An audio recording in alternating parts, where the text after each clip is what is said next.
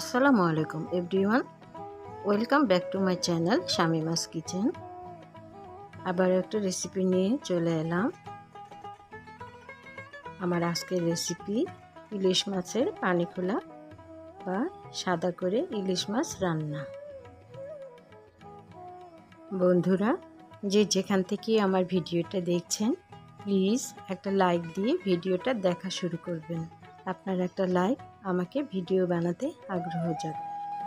তো আমি একটা ইলিশ মাছ নিয়ে নিয়েছি। মাছটাকে আমি কেটে ধুয়ে পরিষ্কার করে নিয়েছি। একটা হাঁড়ি নিয়ে তার মধ্যে পেঁয়াজ কুচি আর কাঁচামরিচ ফালি দিয়ে দিয়েছি।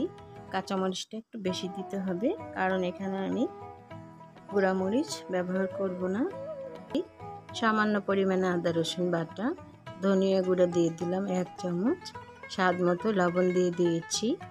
এই সবগুলোকে আমি খুব ভালোভাবে হাত দিয়ে ডলে ডলে মেখে নেব। যত ভালোভাবে মেখে নেব তরকারিটা খেতে ততই ভালো হবে। রেসিপি ফলো করে একবার খেয়ে দেখবেন। এই রেসিপিটা খেতে খুবই মজা হয়, খুবই স্বাদ হয়।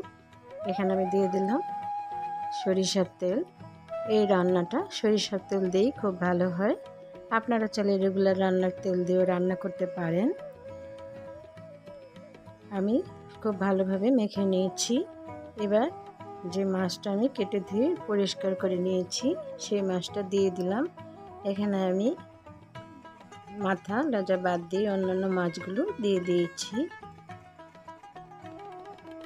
পানি দিয়ে দিলাম 1.5 কাপ পরিমাণে। এবার এটাকে আমি চুলায় বসিয়ে দিব।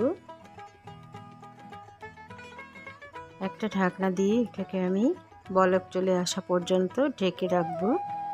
বলক চলে এসেছে, আমি ঢাকনাটা খুলে নিলাম। বন্ধুরা, আমার ভিডিওটা যদি ভালো লাগে প্লিজ আমার চ্যানেলটা সাবস্ক্রাইব করবেন, পাশে থাকা বেল আইকনটি প্রেস করে দিবেন।